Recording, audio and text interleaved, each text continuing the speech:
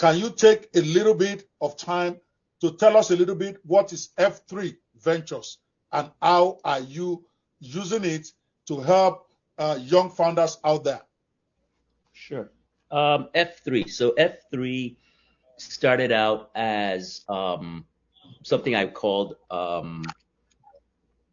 was really calling it first checks in the beginning. So sometime, maybe 2 years ago, sometime during the pandemic, I started doing a little bit of angel investing when I was living in Chicago. And I realized that very, very quickly, I realized that money, at least the money I had, was not going to be enough to do much. But I enjoyed sort of talking to founders and helping kind of give other people the advice that I didn't get when I was starting out. So fast forward till today, what is F3? F3 is sort of three things. I describe it as, number one, the place where you find your first believers. There's this great video. If you Google Derek Sievers on YouTube, you'll find it's a Dancing Man video where this guy was dancing, and he's basically showing you how a movement gets started. And the idea is a movement starts when one person gets up and starts doing a silly dance in the video, then a second person does, and over time it grows. But until you get that first person to get up and dance with you, you're just a lone crazy person.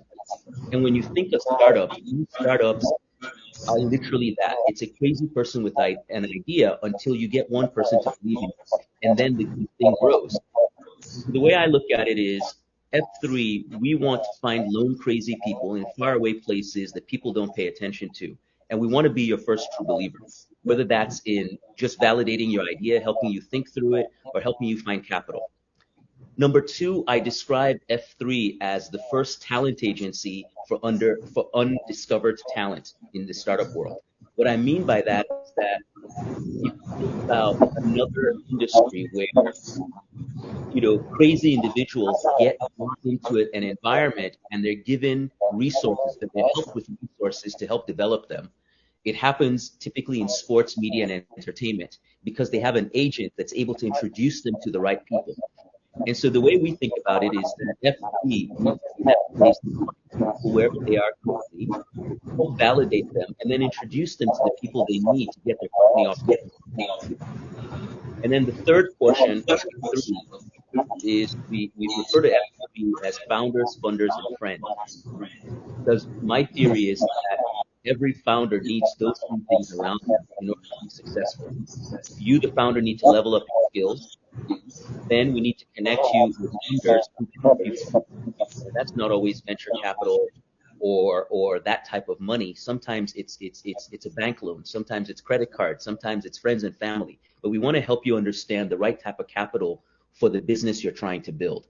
And then the third thing is this broad network of friends, which can be service providers. It can be your first co-founders. It could be your first employees. But the idea is between your founders, funders, and friends, that's the circle that helps get your business off the ground. And so F3 is all three things. First place to get your true believers. 2, a talent agency for undiscovered founders. And 3, the place to connect with this broader network that you need to build your business. Oh, you're muted. Sorry, I muted myself too. I think when I muted, there's no echo. So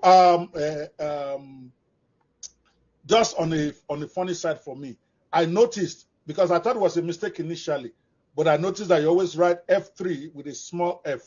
Why is that? Is there any story behind that?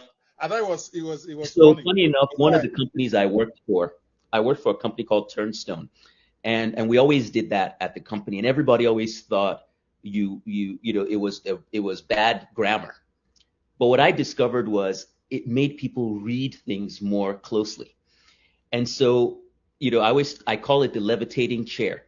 If you're describing a product to someone and you put something that's unexpected in there, people tend to pay more attention. So one of the things I've done is I've looked for ways to introduce things that appear out of place, and then you find out that people actually pay more attention. So I use that all the time.